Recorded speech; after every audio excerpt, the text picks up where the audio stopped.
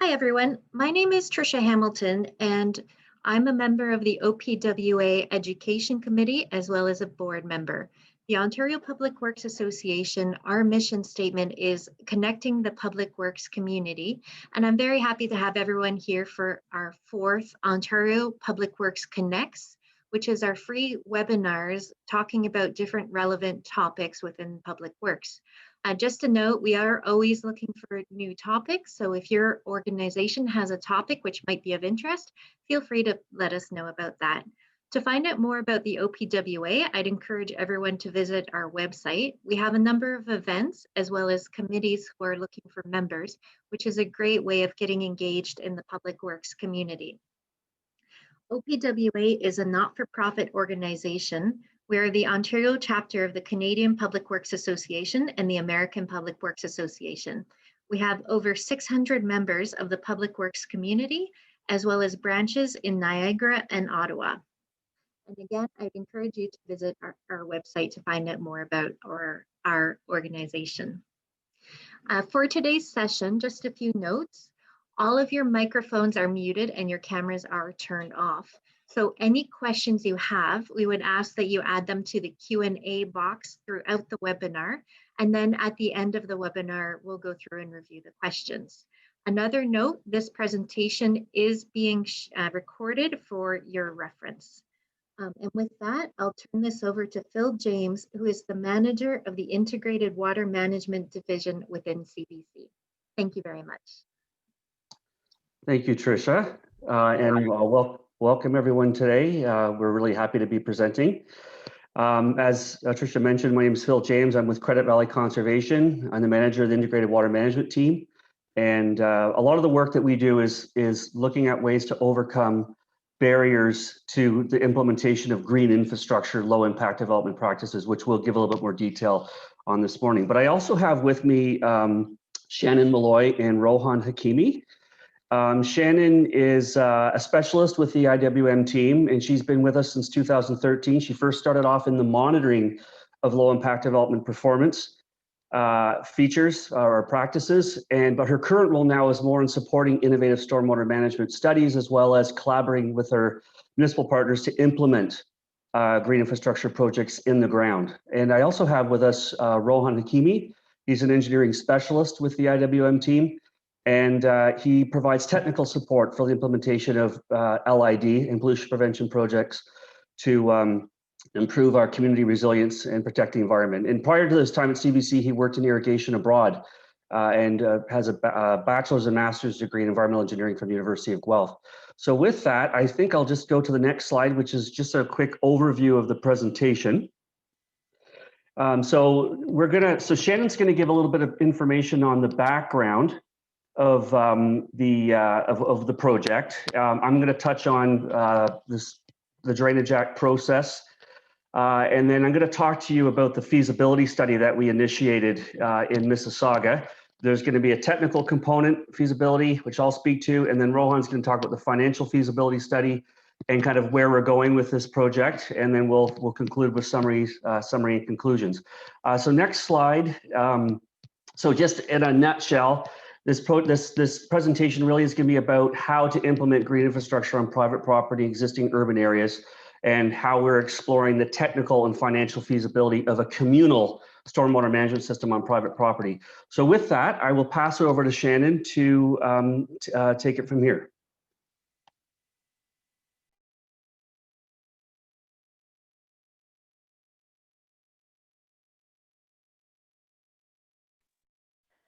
Thank you, Phil.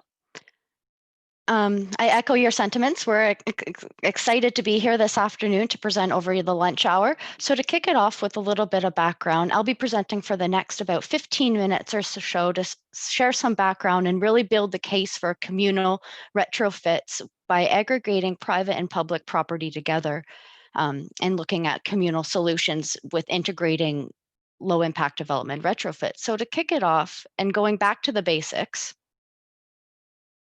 Urbanization development, we know it takes that nice natural cover, a lot of vegetated surface, lots of opportunities for infiltration, and creates a lot of hard surfaces. So our driveways, our parking lots, patios, rooftops, roadways, creates a lot more hard surface in the urban land fabric for water whenever it rains to run off the landscape. So with an urbanized developed environment, you get a lot less infiltration and more runoff of stormwater from the landscape. And there are some challenges with stormwater with respect to development, and we see it with water quantity and water quality as well. Looking at water quality, the image on the bottom left of your screen is the mouth of the Credit River where it enters Lake Ontario. The headwaters of the Credit River are Orangeville, flows through Caledon, Brampton, Mississauga, then eventually outlets here. So it has the opportunity through our more urbanized areas, Brampton, Mississauga, to pick up those sediments and pollutants and wash it into Lake Ontario. And we see evidence of water quantity challenges in our watershed as well. The image on the upper right, this is an in-stream where the banks have been eroded, the vegetation has been eroded away by erosive flows in that stream channel. And that exposed sediment can also help contribute to water quality issues. Image on the bottom right, also a water quantity issue, localized flooding. This is a bit more of an extreme case, but we definitely see it in our roadways, residential areas, industrial, commercial areas of urban developments, and it doesn't necessarily need to be those big intense storms. It's quite common. And with respect to flooding, we see it, the social impacts of it in the news and people being displaced from their homes due to basement flooding. We see increased insurable losses and the economics impact of it. We see increased legal impact and litigation with respect to flooding. And it's not just flooding that's an issue with urban development. The challenge is drought as well and maintaining the base flows in our waterways. Focusing now on some more lot level issues related to post-development stormwater management challenges. These are just some lot level challenges that are experienced. The image on the left, localized ponding, impedes operation and maintenance for some businesses. Poor drainage conditions are showed in the middle. These types of land surfaces are characteristic to have a high amount of contaminants and pollutants. So you can see the gravel surface on the upper right, and that contributes directly into our waterways. And these are all examples from the study area that Phil and Rohan will be walking through in a little bit more detail later on in the presentation as they lay out our feasibility study. And in areas where there's no stormwater management, these conditions are exacerbated. So those are the legacy areas of urban municipalities built before modern stormwater controls. And a lot of the challenges that we see with stormwater management in the urban areas is partially due to how it's been managed conventionally, and that's been either within the road allowance or end of pipe stormwater controls, both largely within the public realm. And the public land fabric in an urban area might only be about 20% of the total urban land fabric. So we're doing all of our municipality stormwater management on about 20% of the area. And traditionally, private lands have more so haven't been the focus for stormwater controls. So we know what some of the challenges are with urban development and stormwater management. And something we've been promoting as a conservation authority as a part of the solution is low impact development stormwater technologies. And what these are a type of green infrastructure, and they focus on controlling stormwater where it falls as close to the source as possible. It will filter, store, and in some cases infiltrate water to delay the rate of runoff off the landscape and help it soak into the ground. They're quite flexible in how they're configured, and a suite of technologies exist. This slide is just looking at a snapshot of some of them. In the upper left, this is a permeable pavement system. This is concrete-based pavers, but other types do exist as well. The image on the bottom left, these are stormwater control chambers. They're essentially large vaults underground that gulp up a lot of water during peak flow large rain events to reduce peak flows off the landscape.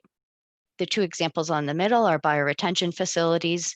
They're quite easily to configure and a very common piece of LID technology that gets integrated into the landscape. And a newer direction is a blue roof system. And that's what this image on the right is showing.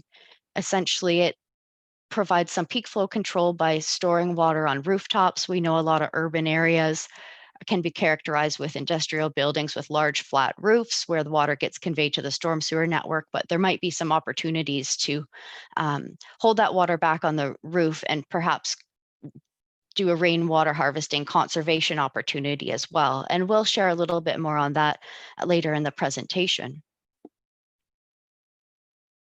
So it's with these low impact development source controls and integrated into the landscape that we can start to restore a more natural water balance by infiltrating water where it falls and treating it a little bit before it runs off into our local storm sewers and waterways.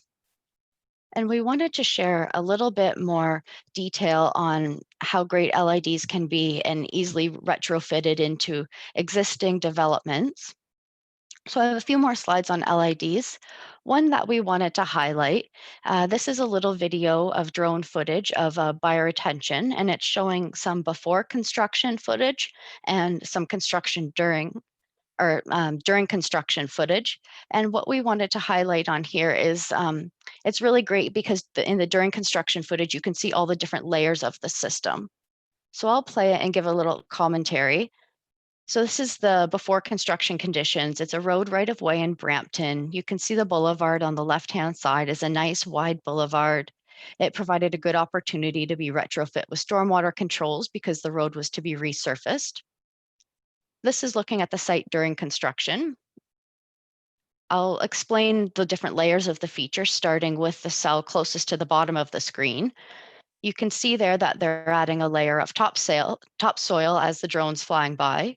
Below the topsoil is a pea gravel choker course, so that's to prevent fines from migrating down into the more of the storage layers. Under the pea gravel, there's a clear stone trench, and embedded with that is a perforated pipe system. And below the clear stone trench, it's embedded within a structural soil layer. So that layer contains a large amount of fractured stone and a clay loam as well. So that's looking at some of the layers that can be part of an LID system. And we have another image, and we wanted to show what these systems are actually like when they're functioning. So this is another example of a LID retrofit that we've done. This is a school rain garden, and we wanted to show how it's functioning during a rain event. So this system collects stormwater off of a roof and a hard surface of asphalt in the school area. It conveys it to a rain garden. Now this is a little bit bigger than your average sized rain garden, and it functions a bit more like a bioretention facility because it is all have perforated pipe. It does have perforated pipe under drains. The plants that were selected for each cell are a little bit different. That first cell that we were showing is based on anticipated to have wetter conditions, so more water tolerant plants were selected. In some areas, plants were selected based on attracting pollinators and some for to attract birds, and no issues with the ponding water in there. That's what's supposed to happen during rain events. So we've panned back to the school, and if you look back at the school, it's a part of their rooftop and their asphalt tarmac that gets conveyed to a grass swale before it enters the system through a riverstone spillway. Something that's common to be integrated into LIDs to help really maximize the stormwater controls are passive controls. And an example here that we wanted to show is for the same video we just saw during a rain event, the site was designed to have a shutoff valve. So there's the opportunity to shut off the water flows to the local storm sewer if that's desired. So the image on the left is showing the site with the shutoff valve closed, and the image on the right is showing the site with the shutoff valve open. You can see there's no longer ponding whenever it's been opened. The elapsed time between these two photos is about 15 minutes. And you might want to integrate these types of passive controls. For example, if it just rained and you know it's going to be really dry coming up, you'll probably want your valve in the closed position to try to infiltrate any drop of water that you can that's there if the period's looking dry in the weather forecast.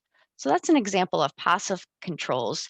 And we wanted to introduce a little bit about where the trend's heading with the low impact development technologies and the transition from passive controls to more active controls.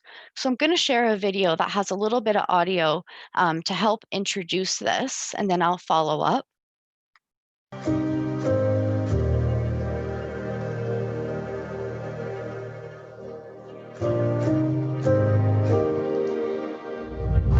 Credit Valley Conservation Authority is helping to make our communities more resilient by piloting a new form of green infrastructure for flood prevention and drought resilience. We will be constructing a smart blue roof here on CVC's own rooftop to capture rainwater. The system will allow us to slowly release, to reuse, or to evaporate the rainwater.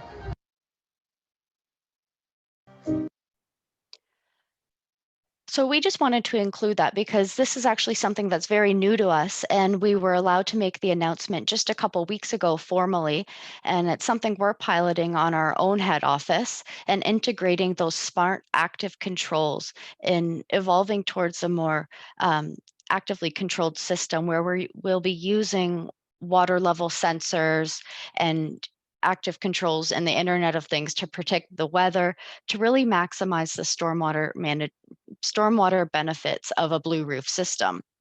And I shared a little bit of information about a blue roof system earlier on when I was talking about LIDs generally, but they really do provide a lot of benefits to the community and different various public works divisions. At the central tenet, they reduce peak flows off the landscape, but by ponding water on the roof, you're also providing an opportunity for evaporation. And with that, you can help combat and mitigate some of the urban heat challenges. And with evaporation, energy is going to evaporate that water instead of heating up your building. So as a business owner, potential cooling costs in the hot summer months might be able to be reduced as well. So this is something we're exploring in more detail at our own head office, and could be something integrated into an urban land fabric with a lot of rooftops that are large, flat, and could make a large impact with respect to stormwater management. And it's really taking the treatment train approach to stormwater management, to solving some of our stormwater issues that we're facing today, and not just relying on end-of-pipe stormwater management ponds and integrating these types of bioretention, rain garden, blue roof systems to help meet volume controls laid out by the province, because it's really not achievable by end-of-pipe alone, and we need to be looking at treating water where it falls and along its path of travel, and really unlocking that public land fabric that's traditionally maybe hasn't been the focus for stormwater management. So as a conservation authority, we've monitored these systems. We know they work. We've been promoting them. We've seen a lot of uptake with the municipalities, including it in their own capital projects. But when it comes to getting this infrastructure on private property, there's a few barriers for us. The big one with the private property owner is cost. And it's becoming more common for municipalities to have a stormwater utility and rebate program. But even in municipalities where this exists, the payback period for stormwater retrofits are still far too long for that private property owner. And there's not a lot of support by perhaps municipalities to subsidize this type of infrastructure on private property, because there's some concerns about protecting the assets. How do we ensure that they're protected, maintained? Can we access the properties if anything goes wrong or we need to do repairs or rehabilitation? But if we start looking at, instead of moving beyond retrofitting on a lot by lot basis and look at aggregating multiple properties to do something communally, it starts to chip away at some of these barriers. This is just a schematic of what a possible aggregated communal system could look like. Roof drainage from a number of roofs collected, conveyed to a common subsurface storage facility. In the fronts of these buildings and the roadway, drainage is directed to a series of bioretention. This is just one possible conceptual example of what a communal solution could look like. And some anticipated benefits of these types of scenarios. A big one is economies of scale. Instead of retrofitting on a lot by lot basis, a number of properties can come together for a communal system where only one designer is required, one contractor, one maintenance contractor. Mobilization and demobilization, you do that once. All stormwater features are purchased once, and it really helps to lower the unit costs of treating stormwater. And with communal systems, you can also help to maximize the performance. You're not limited to the confines of a single property, so you can do your stormwater management and infiltration where it makes sense. And building on stormwater, if we're looking at rooftop controls, we're not far off from looking at rainwater harvesting or water conservation or improving I&I for the wastewater system. So looking just a little bit beyond stormwater can get you a lot more of a benefit. So this is starting to look at beating the cost crunch for the individual property owner. But now we're going to shift and transition into looking at a process that could help get these types of communal systems in the ground and how it overcomes some of those barriers that are facing municipalities. And I'll shift things back over to Phil here. Thank you, Shannon. Next slide. So as Shannon posed the question in her previous slides, like, well, how would landowners work together to implement a communal system? So how would landowners possibly, who would finance it, upfront the financing, who would, collect the money once the infrastructure is built, who would collect the money for the operation and maintenance? And what's unique in Ontario is we have what's called the Drainage Act, and it's a very old statute. It's probably over 150 years old, and it's been used a lot in Ontario. Very common in the southwestern part of Ontario, but it was also used in the GTA years ago. We found evidence of old municipal drains, but really it provides a process for the construction and maintenance of communal drainage works on private lands and public roads. Next slide. So there's this, I just want to show, so as Shannon mentioned, there are some concerns that you often hear when infrastructure is on private property, because, if we want these stormwater management systems to complement the end of pipe facilities and be accounted for as part of the overall municipal system, there needs to be that assurance that, there's the ability to go onto the property and inspect and make sure maintenance is done. There needs to be mechanisms for understanding who pays and how much based on what you benefit. And what if someone destroys a feature? What are the powers of going in and fixing it? And then even with the Drainage Act, there's sections that allow you to optimize and improve infrastructure. So even after the infrastructure is built, you can use the legislation to do what they call a Section 78 report, which would be an upgrade to the infrastructure. So it's a very powerful piece of legislation, and it's something that we've been exploring as part of this project. Next slide. So in Ontario, there's probably about 30 or 35 engineers that actually prepare reports under the Drainage Act. So there's not a lot of municipal engineers that know about the Drainage Act. So this is I want to make reference to the fact that there is a guide for drainage engineers working in Ontario that's put out by OMAFRA, and it goes through a step-by-step process of how the Drainage Act is applied to the planning, design, construction, O&M of communal infrastructure. And so if you go to the next slide, there's a specific chapter in Part B of this guide that talks about the use of the Drainage Act in urban areas. However, it hasn't been applied the way we're talking about it, but it can be. And what's interesting is when you look in this guide, they actually highlight green infrastructure as types of infrastructures that could be used in urban areas. So that's very encouraging. And they talk about, the fact that it is applicable in urban areas. It just hasn't been used. And I really believe that the big reason for that is because a lot of people don't know about the Drainage Act. And then complementing this is what they call the Drainage Superintendent's Guide. And so there's the engineers that design the systems, and then there's the professionals that maintain the systems, which are drainage superintendents, which are again very common in other parts of Ontario, and they are the ones that take care of the infrastructure, make sure that it's being properly maintained, and then there's mechanisms for cost sharing between all the different parties that benefit from it. So I'll just leave it at that. We just want to make everyone aware of these two different guides. Next slide. So another interesting thing is the MECP posted their linear ECA document, I think back in the summertime.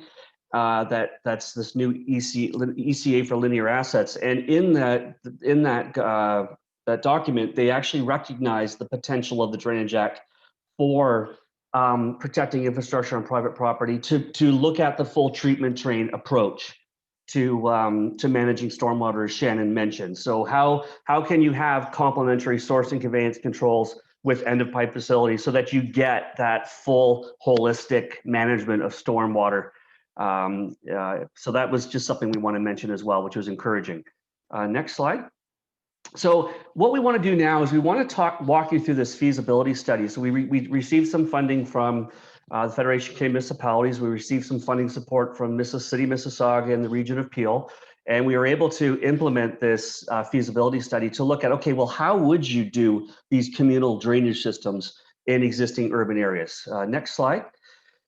So I'm going to walk you through a few slides that are kind of repetitive to what Shannon showed, but just to kind of show you the local context. So this is the study area in South Mississauga. It's what they call the South Down area, and it's in the Sheridan Creek watershed. And it drains down to Sheridan Creek through Rattray Marsh, a provincially significant wetland, and then into Lake Ontario. Next slide. The study area, as you can see in the top there, it's 85% impervious, which is not unusual for your industrial commercial areas. But when you look at it, when you kind of go up to the bird's eye view and you look at the southern portion of our watershed and you see all that red, that's heat, urban heat, and that urban heat island is something that's of concern, not just for public health, but also for fish. When you increase the temperature of water, it's unable to hold on to as much oxygen, which can cause fish to suffocate. And when you have species at risk, such as a red-side dace, that's very important. So any way you can incorporate green infrastructure to cool these areas for people and for the local waterways is very positive. Next slide.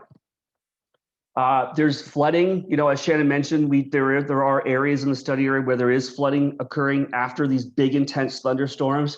So it's happening up in the actual parcels, but then it's also, you're seeing it in the creeks in the form of erosion and flooding, which Shannon hit on this earlier. Next slide. And then, as I mentioned, Rattray Marsh is downstream. It's a provincially significant wetland, and it's one of our most visited conservation areas in our watershed. So, when you think of COVID and you think about people needing to get out of the house and move around, these green spaces become extremely important. And so any way that we can protect the water quality coming down Sheridan Creek before it hits the marsh is positive, because it improves the health of that wetland. And of course, Lake Ontario, which is a massive recreational asset to not just Ontario, but everywhere, all around the Great Lakes. So protecting it from a recreation, fisheries, drinking water perspective is important too. Next slide. And then another interesting thing is that this study area is in what they call the Clarkson airshed, where there is poor air quality. So getting trees onto the private property, getting them protected, making sure they got proper root volume, soil volumes, making sure they're taken care of, and they can grow to maturity and provide that ecological goods and service will help with things like air quality, as well as other benefits. Next slide. And water conservation is another really important thing, is that we want to be finding ways to work with our municipal partners to support them with their program. So for example, the Peel Water Efficiency Strategy. We worked with Peel to identify, where could you do communal rainwater harvesting as part of this system to help the landowner save on money and their water bills, and help the municipality, and just harvest stormwater as a reuse and reuse it for washing fleet vehicles, flushing toilets, irrigation. And when you look at it, again, as Shannon mentioned, on a property by property basis, you need to be looking at, you sometimes need to be looking communally at rainwater harvesting to make that return on investment better for everybody. And then finally, the next slide is I&I. So this area is also in a priority infiltration and inflow area where there is water getting into the sanitary sewer, whether it's water that's ponding over manholes, illegal cross connections. So we worked with Peel again on this to identify where those connections were so that when we come up with a communal design, we can try and solve multiple problems. And we'll talk about this later. Next slide. So again, it's all about, looking at things holistically, and we like to use this idea of one water, which we look at stormwater, drinking water, and wastewater holistically, because we know the three systems are connected, and I think if we want to support each other, we have to work together in looking at the full water cycle. Next slide. So I'm going to kind of dig in a little bit more on the feasibility study, and Rohan and I are going to kind of tag team on this. I'm going to talk about the technical component.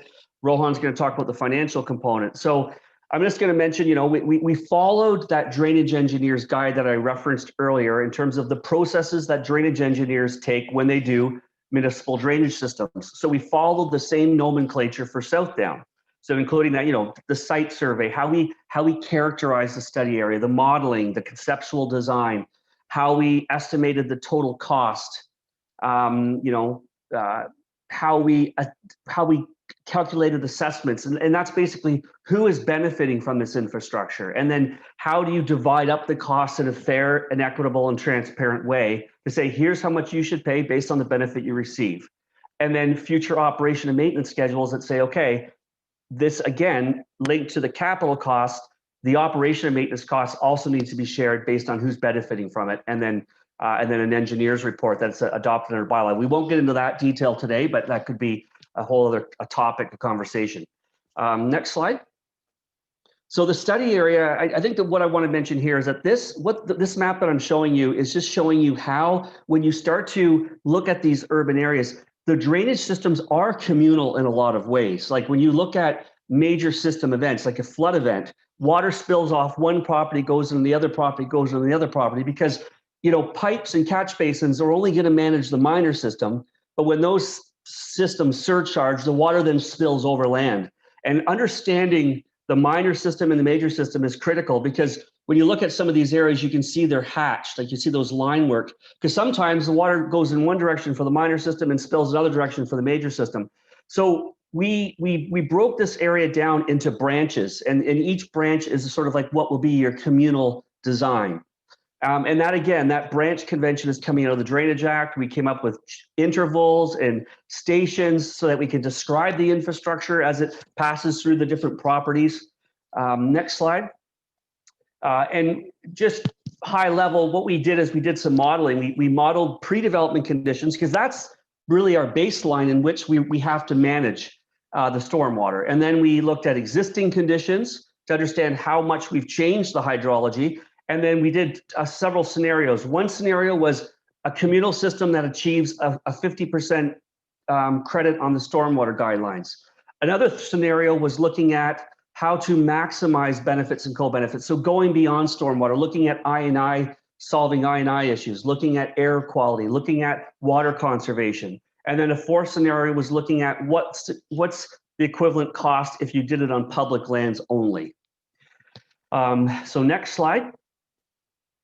So this is just kind of showing you how we started to put conceptual features on different properties to kind of get an idea of how this would work. And I'm going to really drill into one branch, because I think this is too much to kind of explain in a webinar. But so if you go to the next slide, Shannon, this is branch F. So that's embedded within that area I showed you. So it's simple things like these enhanced grass swales, oil and grit separators, and then these chamber systems that you see at the bottom that as Shannon said, gulps up that water. So the enhanced grass swales will give you some water quality, and the chambers will give you the quantity. And between those two, you can get 50% credit on your stormwater charge. And you can see the little bubbles on the map that show the drainage area that is contributing from each property. So in this map here, you've got 4 landowners contributing to those features. So that means the costs are shared between, at a minimum, 4 landowners as well as the municipality. So it really starts to show you how it's technically feasible to do this. Next slide is just kind of showing you, when you run the model and then you you compare it from pre-development conditions to current conditions, you can achieve those peak flow reductions, because it's, you have to, it's one thing to show that it fits, but will it actually perform and do what it needs to do? And that's kind of what the modeling is helping us to validate. So, we can validate it from a peak flow control, and then the next slide is validating it from a water quality treatment. So can we remove some of those TSS? So when you looked at those pictures Shannon showed of milky chocolate water coming off some of these sites, how can we capture that and filter it and kind of move back towards those forested conditions that Shannon was explaining in the earlier part? And the next slide is just also water balance. And that's things like, how can we infiltrate? How can we evapotranspirate? But also, this is where rainwater harvesting is really important too, is because if we can capture that water off the roofs, some of those areas, and reuse it, that's our volume reduction. And that can also help us get our water balance, get closer to those pre-development water balance conditions that Shannon said, or Shannon shared earlier in the presentation. And the next slide.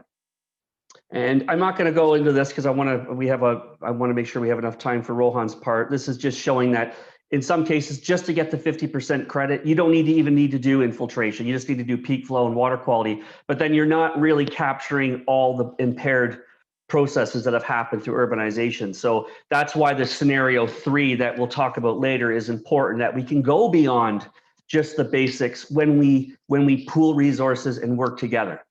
Next slide. And lastly, this is again using the Drainage Act convention. You've got your intervals that describes where the infrastructure is, and we did these longitudinal profiles. So the landowners let us on their property to do surveying, where we could survey their private systems, and then we could say, yes, if we put chambers in, as I showed you for that branch F, we do have enough depth to outlet those chambers into their private branches, which would be considered communal systems. And there's enough slope for the enhanced grass swale. It's just giving us that comfort that there is technical confidence behind what we're proposing. And with that, I'm going to pass it over to Rohan to talk about the financial aspects of this project. Thanks, Phil. Yeah, so as Phil nicely described, we can see how a communal approach to stormwater management using LID is technically feasible. So we'll take the next few minutes to look at the financial feasibility. So Phil mentioned that the Drainage Act process has a clear process for determining how costs should be shared. And the process determines who pays and how much, according to how much each property owner benefits from the shared system, but also how much water they contribute to this system. Next slide. So just to remind us again of the design we're looking at, so we'll focus on branch F again. So we can see the dark green there is where the enhanced grass swales will run. And we can see they straddle multiple properties. And there's also in blue 2 underground storage chambers. So the top one captures water from the upper properties, and the bottom one captures water from the lower properties. So again, we need to split up the costs according to who contributes and not have everyone pay for everything. Next slide. The way this is done is you first need to estimate your total costs, which are based on your construction costs, engineering and admin costs, and HST. And these we're able to fairly accurately estimate using this life cycle costing tool that was developed by the Sustainable Technologies Evaluation Program based on many different real world projects. So we use that to estimate the cost of the enhanced grass swales and the chambers. And then in addition to construction costs, you have allowances. So this is basically the compensation that needs to be given to property owners for the assets and the land on their property that are incorporated into this communal system. So the swales and the chambers, they take up existing land of the property owners. So those owners need to be given compensation. So that's what the allowances are. Next slide. Once you have your total costs, you need to assess them, which basically means you need to assign how much of the costs need to be paid for by each beneficiary. So you have, and that's based on how much they benefit. So that's the first bubble in blue there. And then the second bubble is how much water they contribute to the system. And then you remove from that the allowances that each property owner gets. And and any grants that maybe are provided by an agency to help support the project. Next slide. So in the end, you get an assessment schedule that looks like this. So you can see there's the owner column. So you have 4 landowners and the municipality that benefit from the system. And based on the amount of land that's affected on their property, they get a value assigned to them based on the benefit and how much they outlet. And that gives you your total cost. And then you subtract your allowances to get a net assessment. So basically, we also wanted to highlight that this cost distribution process is the responsibility of the design engineer. And it's their responsibility to do it fairly. But ultimately, landowners can appeal their assessment if they don't agree. If you click next, a red circle should show up. Yeah, so we just wanted to highlight here. This first number, the 1.2 million, is an estimate of how much it would cost the municipality to build an end-of-pipe solution. So to use a pond on another piece of land to capture and treat the stormwater. So we can see the actual cost to the municipality using this aggregated approach is only 400,000. So the savings is approximately 800,000. So we'll drill into that a bit more in the next slide. So yeah, we wanted to compare the costs of this communal green infrastructure approach on private property to using a traditional wet pond approach on public property that would need to be acquired. So we divided the cost into a per hectare basis. So you can see for a wet pond on public property, it costs about 400,000 to treat that water. If you click next, and next again. So this shows that you need to acquire this piece of land across the road from the site in order to build a pond. So that's a significant cost. And then the construction cost of a pond itself is significant. And this 400,000 still doesn't include the inlet and outlet structures that would be required to convey the water across the roadway here. So next slide. So this slide shows how much it costs to treat stormwater using the communal approach on a per hectare basis. So we can see it's much less. It works out to 260,000. And this allows you to treat water within the existing development. It keeps runoff on site. The costs are shared between the municipality and the landowners. And we saw with the wet pond, it treats riverine flooding by holding back that peak flow and preventing it from entering the downstream receiver. But by treating water on private property, you're able to do that as well as prevent flooding for those properties themselves by better soaking that water into the ground. Next slide. So that basically showed us how the construction costs are taken care of. Phil also mentioned how the Drainage Act process ensures ongoing maintenance is planned for and taken care of. So green infrastructure, like any other infrastructure, requires maintenance. In the case of a vegetated feature, you might need to clear invasive species or remove and replace dead plants. And in the case of these storage chambers that we're using, you would need to vacuum them out periodically. Next slide. So the engineer is required to consider how this is done in developing the design. They need to also lay out how future maintenance is carried out. And they need to define how it's paid for and how the costs are shared.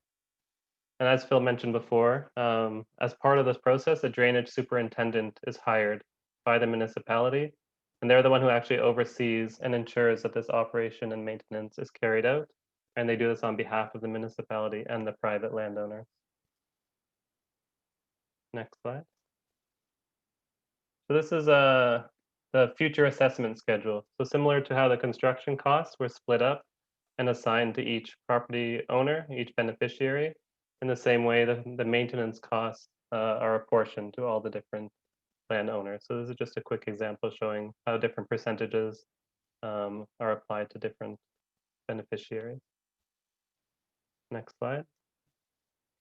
So ultimately, the detailed design, the cost estimates and the assessment for the construction costs and the maintenance costs all need to be included very clearly in an engineer's report. together with the detailed plans, profiles, and specifications of the system. And ultimately, this report, if approved, gets adopted by council as a bylaw. So the construction as well as the maintenance and upkeep has the force of law behind it. Next slide. So that basically summarized the technical and financial feasibility of this scenario 2 approach that Phil and I described. And we just wanted to take a couple more minutes to talk about where we're headed next. So we're looking at this scenario 3 approach. So this approach goes beyond the minimum requirement of achieving that 50% stormwater credit that Phil talked about, and looks at achieving more benefits than just stormwater management. So how can we improve air quality by adding more trees and reduce the urban heat island effect, but also can we work towards water conservation by capturing rainwater and reduce inflow and infiltration into the sanitary system with this design. So since we're doing all this work to construct this communal system, at the same time, can we add some things to add benefits and reduce the overall unit cost of achieving each of those goals? So what we did in scenario 3 was take a one water approach. So in order to determine how to benefit the sanitary system and how to improve water conservation, we did investigations. You can jump to the next slide. So in these investigations, we saw places where water was pooling, and we could see where it inflowed into the sanitary system. So these are things that can be targeted in the design of the communal system. Next slide. And as part of the investigations, we use line of sight to see where water would drain to the surface. And then we use CCTV and dye testing to trace where water, stormwater flows into the sanitary system. Next slide. And this is just an example of some of the results. So if we look on the left here, we can see some manholes where we saw evidence of inflow into the sanitary system. And then on the right is an outline of where different sections of roof and property go. So in green, we can see the stormwater was going to the ground surface. In orange, the stormwater was going where it should. It was going to the storm sewer system. And in red, this is where the problems are. We found places where stormwater was going directly into the sanitary system. So these could be addressed as part of the communal green infrastructure approach. Next slide.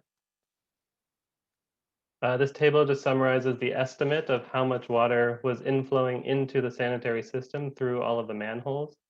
So just to highlight the last number on the bottom right, so approximately 2,600 cubic meters would enter the sanitary system on an annual basis.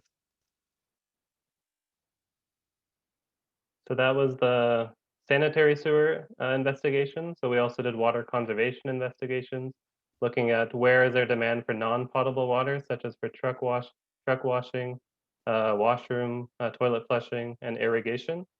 And then we looked at how much rainwater is there to be captured.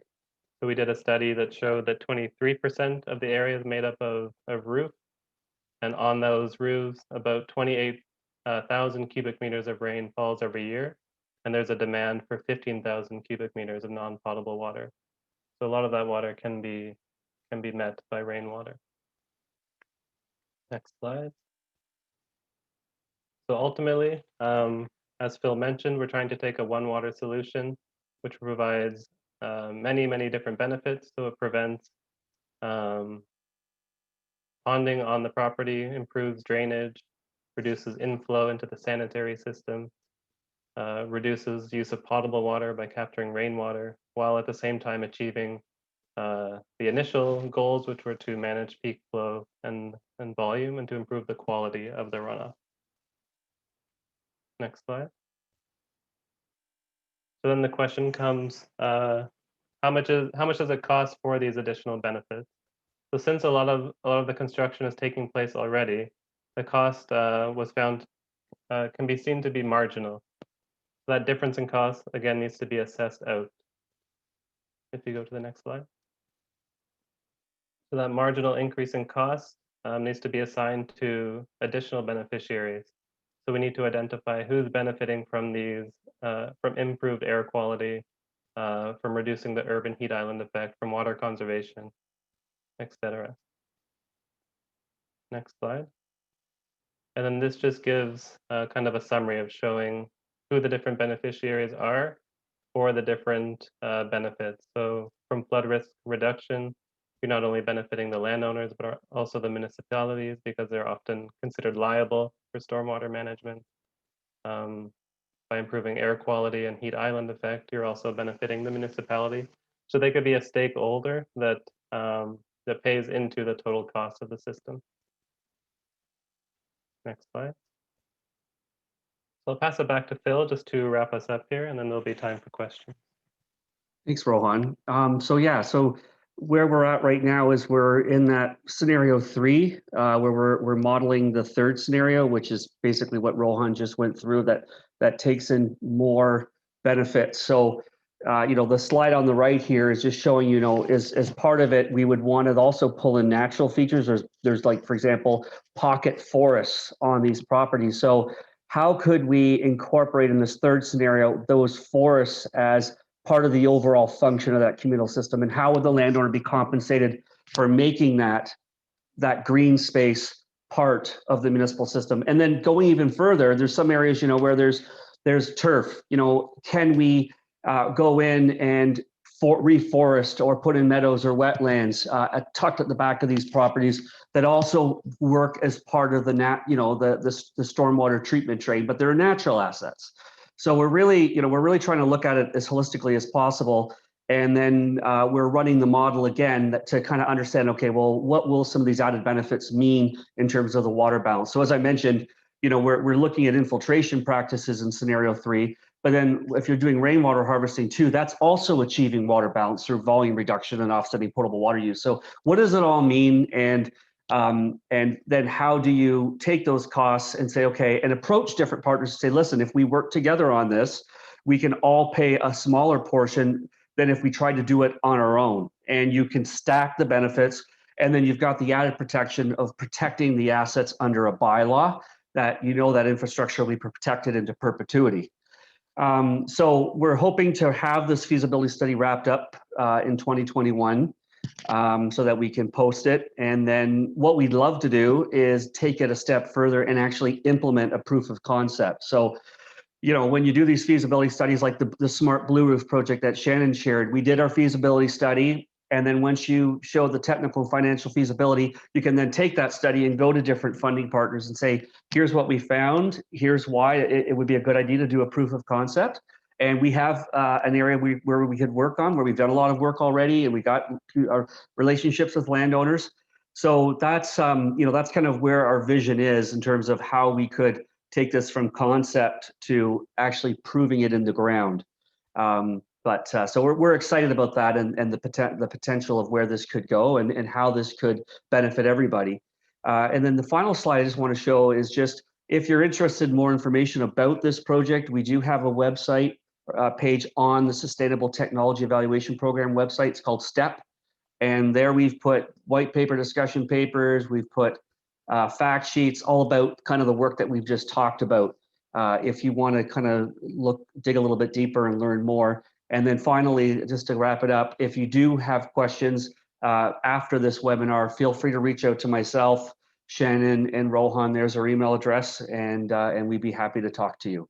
And I think with that, I'll end the presentation, and we can take questions if there's any questions. Great, thanks very much. On behalf of the OPWA, I'd just like to thank Phil, Shannon, and Rohan for their excellent presentation. I found it very educational. We do have the Q&A open, so if you have a chance, if you have any questions, please leave your questions. I see that we do have one, which is that the questioner does not have good experience working on blue roof projects in terms of construction phase for tenders and weren't really able to receive any bids. I guess we're wondering if you've had any experience with that, any difficulty in getting contractors bid on these jobs? So we're what we just to kind of back up, we received funding from the Intact Foundation for Climate Change Adaptation to cover the detailed design and the construction. So At this point in time, based on the cost estimates that we've done, based on, having a structural engineer to do the structural assessment, understanding the permitting requirements, it looks like we will have adequate funding to do that. So, I don't know, Rohan, if you have anything to add on that, but I think at this point in time, we feel like we do have the funds we need to take this to construction. Yeah, and just related to that, as part of the funding agreement, we had a contractor already part of the process who's involved in the design, so they'll be able to take it to completion. Okay, great.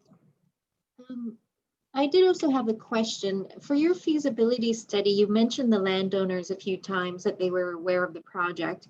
How did you find their participation? Were they generally okay with things or in favor of them, or how did you find that engagement? Shannon or Rohan, did you want to try that? Sure. I guess to kick it off back in 2017, when this was just a concept, how we initially reached out to all the landowners is, well, tracking down the proper person to speak to was its own struggle. But once we found that person, we set up an individual meeting on a property by property basis with each property owner, mentioned them, this was a feasibility study. We're exploring the concept of this. Would you be willing to participate? So just accessing their property for surveys and getting information from them. And we reached out to 14 property representatives and 13 were willing to participate. So as the study's been evolving, we've been keeping them updated on the process. Phil shows scenario 2 designs. So when we first had our scenario 2 design, we were in the process of going back to the individual property owners to see what they like, what they don't like for their properties before COVID hit, which kind of halted some of those meetings, but they have been engaged early on and throughout the entire process, and they're quite willing to participate in initial phases. Okay, thanks. I think in your presentation as well, you mentioned that you see the path forward as councils adopting bylaws for these green infrastructures and stormwater management. I was just wondering if you've seen any councils being very proactive, any municipalities that are really looking at this, or if you think this is something more in the future. Phil, do you want to tackle that one? I had a little bit of hard time hearing the question, but I think it's if I understood, it's have other municipalities tried what we're proposing, and we have done a fair number of presentations and workshops about this. I'm not aware of anyone that's implemented it yet. I don't know if people are just waiting to see the outcomes of this feasibility study, but is that did I answer the question correctly, or Rohan or Shannon, did you want to add to that? I guess I might add that in terms of council, the local council for the local councilor for the area where we're doing our study, we've briefed her on it and she's supportive. But in terms of council at any other individual municipality, I'm not quite sure if, but we've been chatting with a lot of developers on the concept, more so than councilors at local municipalities, I would say. Okay, thanks. All right, it's 1 o'clock now. Oh, sorry, we just see there was another comment. It was with the city of Vaughan. It sounds like they were having trouble getting contractors to bid on the scope of work. So not with design, but more with the retrofit construction project. It sounded like from Rohan's comment that having the contractor engaged throughout the design was a way that you were able to alleviate that issue, would you say? Yeah. So we do have a contractor involved from the beginning who will need to get subcontractors to help with different aspects of the work. But I think because they've been involved from the beginning and there's the funding, that we'll be able to get it constructed. Okay, great. Well, it's just after 1, so I think we'll wrap this up then. Again, I'd just like to thank Phil, Shannon, and Rohan from CBC on behalf of OPWA, and we'll thank everyone else for calling in and learning more about this really interesting topic. Thanks so much, everyone. Thanks, Thank Tricia. you. Thanks, Tricia.